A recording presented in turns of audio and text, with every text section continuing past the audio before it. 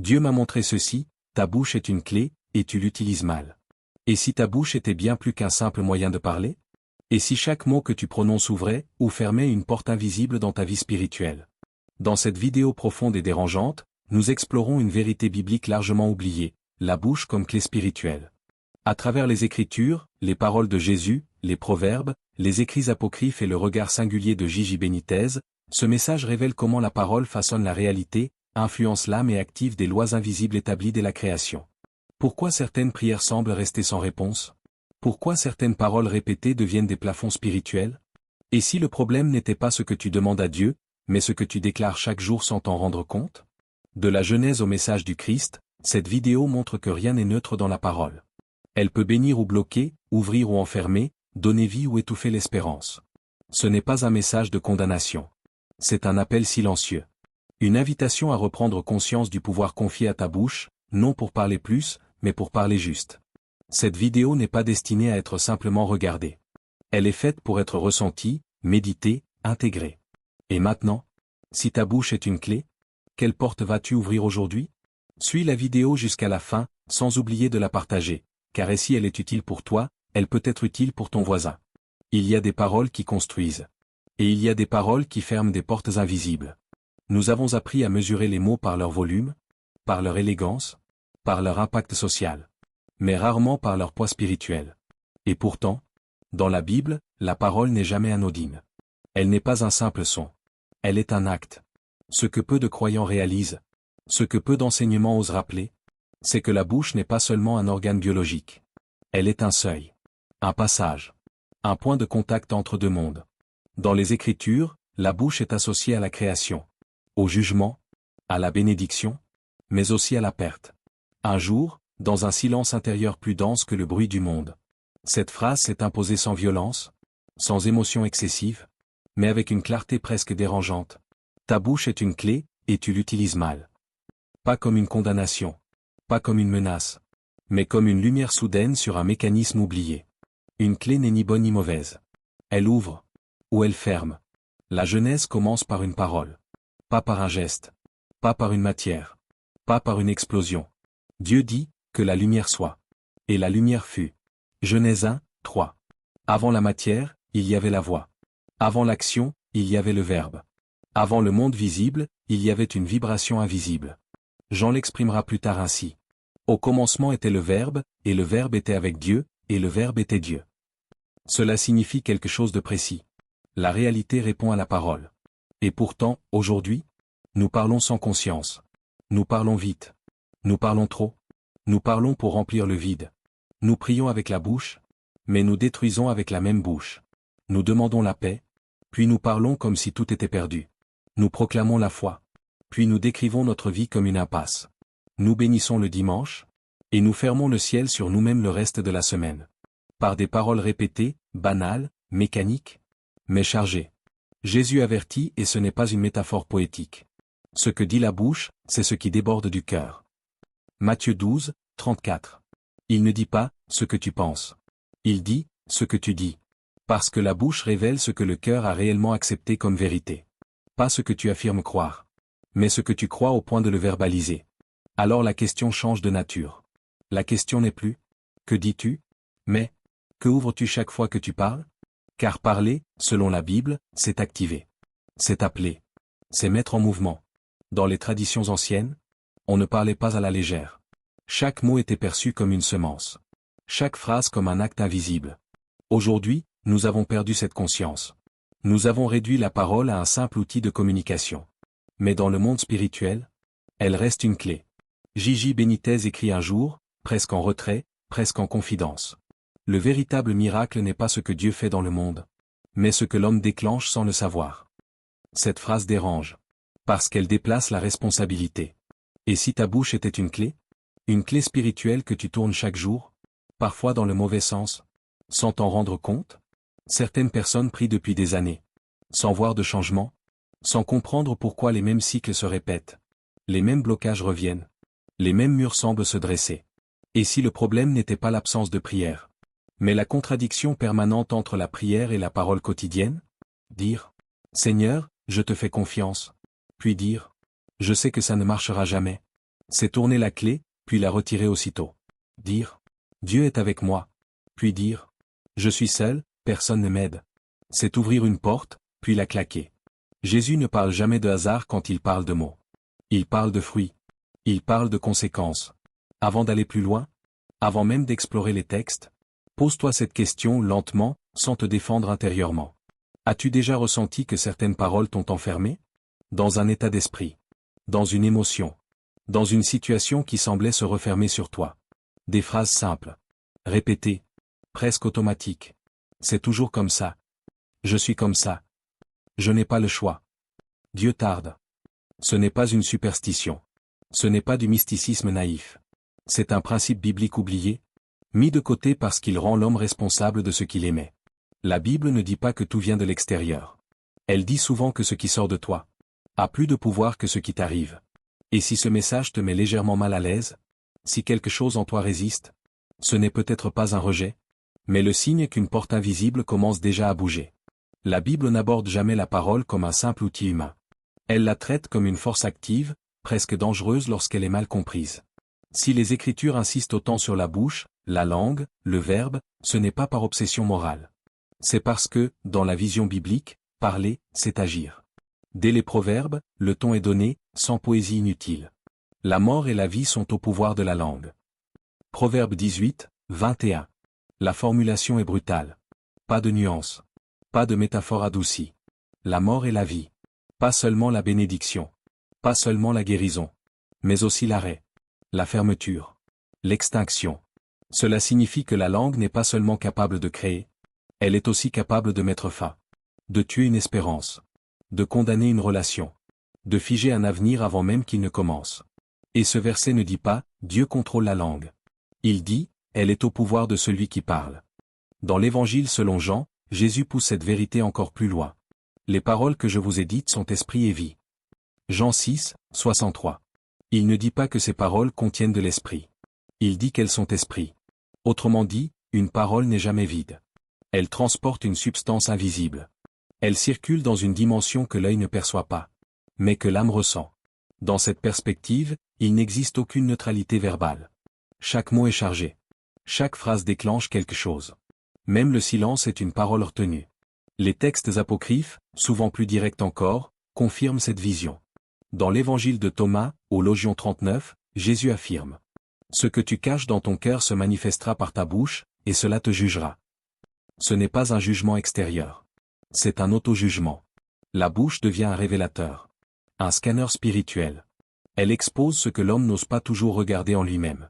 C'est pourquoi la Bible associe si souvent la parole au cœur.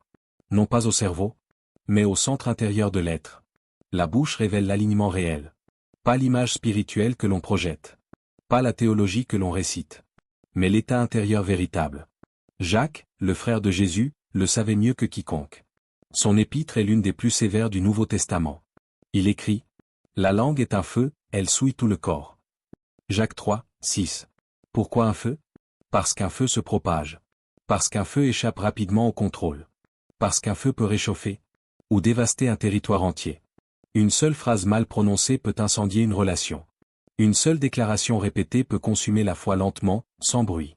Et pourtant, regarde la contradiction quotidienne. Combien prient ainsi? Seigneur, bénis-moi. Puis, sans y penser. Je suis épuisé. Je n'y arriverai jamais. Ma situation est bloquée. Ces paroles ne sont pas de simples descriptions.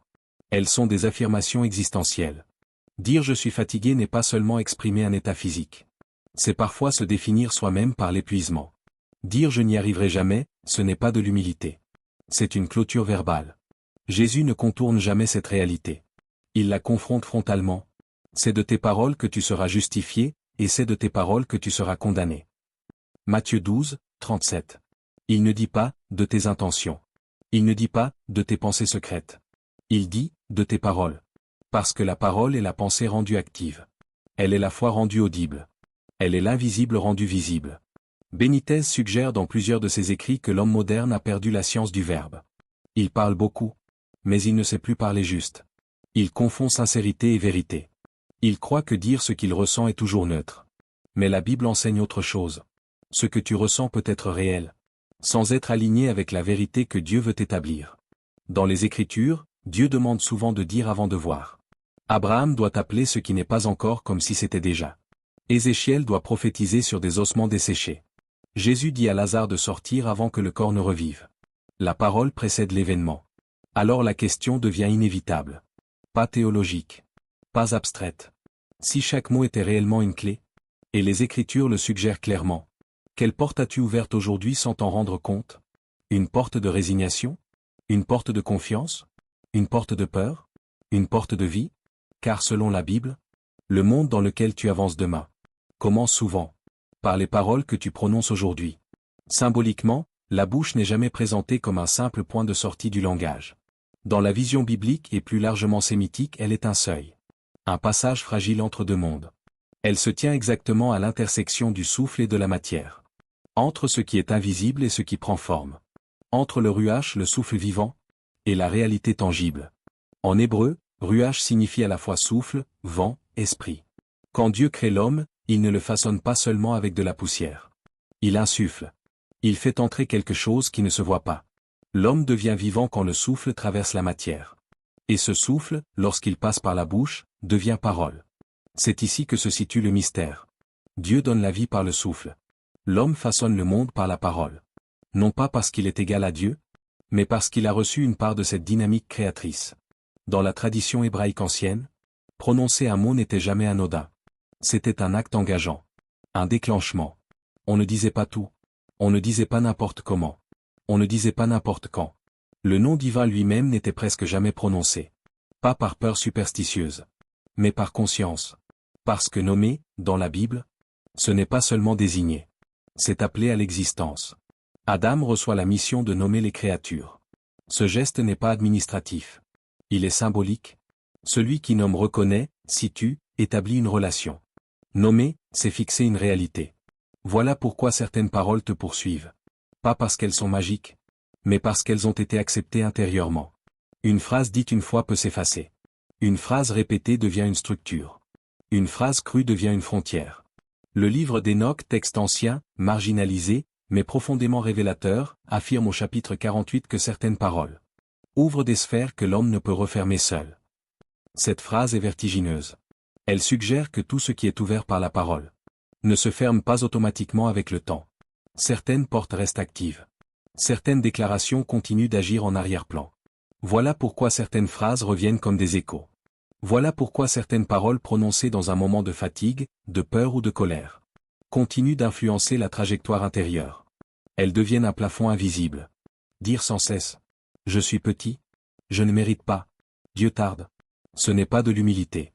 C'est une programmation invisible. L'humilité biblique ne consiste jamais à diminuer ce que Dieu a placé.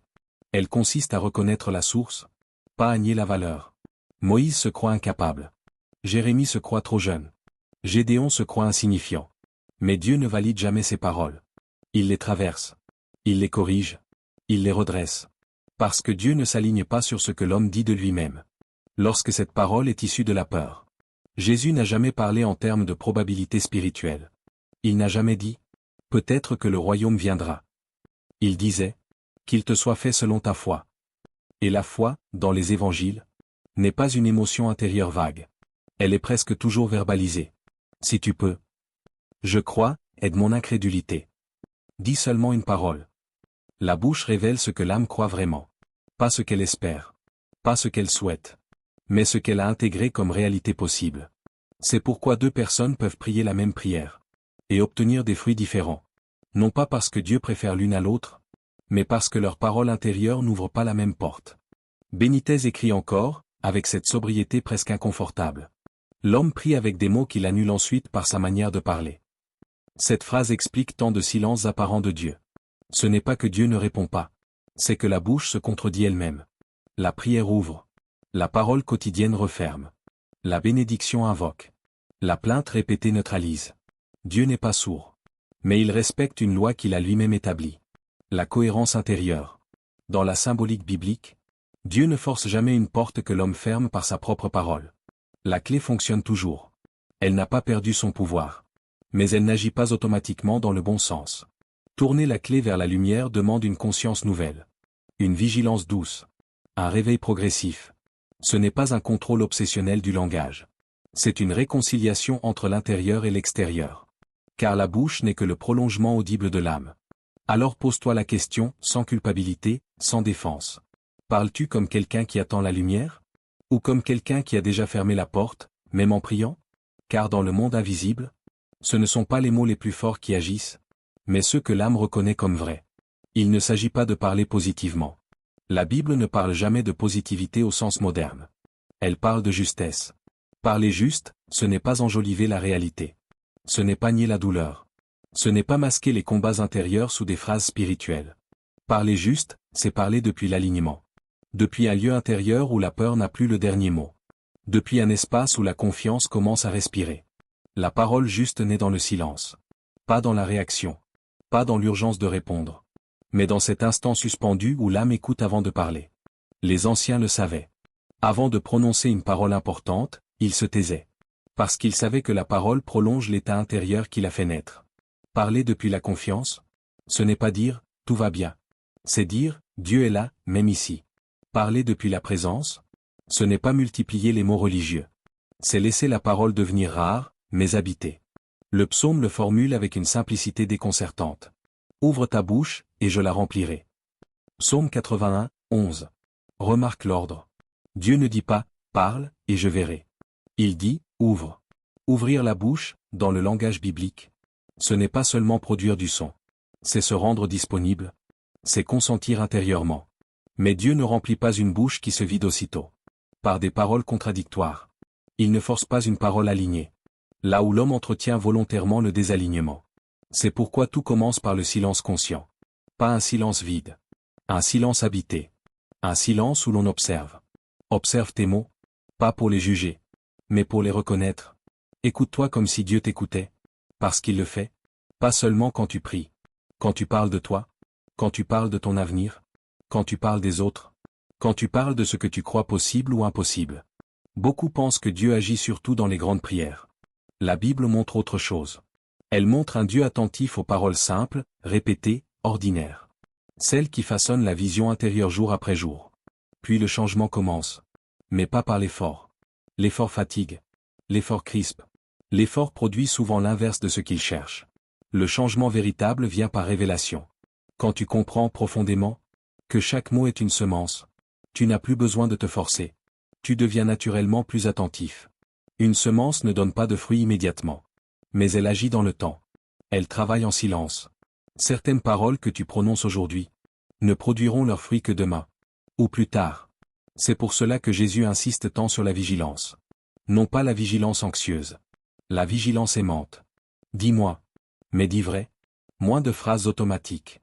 Moins de déclarations héritées de la peur collective. Moins de mots qui enferment. Plus de paroles enracinées. Plus de mots qui laissent une ouverture. Plus de phrases qui respirent. Parler vrai, ce n'est pas toujours parler beaucoup. C'est parfois dire une seule phrase, mais aligné avec ce que l'âme commence à croire. Je ne vois pas encore, mais je fais confiance. Je traverse, mais je ne suis pas abandonné. Je ne comprends pas tout, mais je ne ferme pas la porte. Ces paroles ne sont pas spectaculaires. Mais elles ouvrent. Parle comme quelqu'un qui sait que le ciel écoute. Pas un ciel lointain. Pas un ciel abstrait. Un ciel proche. Présent. Attentif. Dans la Bible, Dieu écoute souvent avant d'agir. Il écoute ce que l'homme dit de lui-même. Ce qu'il dit de l'avenir. Ce qu'il dit de la situation. Non pour le piéger. Mais parce que la parole révèle la direction intérieure.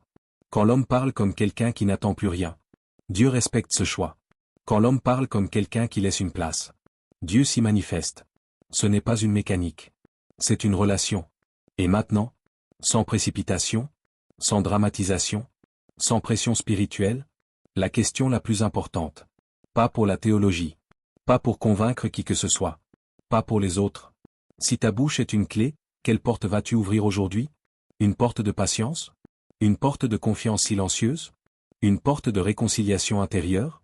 Ou une porte déjà connue, déjà utilisée, déjà familière, mais qui mène toujours au même endroit? La parole n'est pas seulement écrite dans un livre. Elle est vivante. Elle circule. Elle attend. Elle attend d'être prononcée. Non pas avec peur, non pas avec automatisme, mais avec conscience. Car lorsque la parole et l'âme commencent à s'unir, quelque chose change subtilement. sans bruit, sans signe extérieur immédiat. Mais une porte, quelque part, commence à s'ouvrir. Abonne-toi à la chaîne, partage la vidéo et marque j'aime.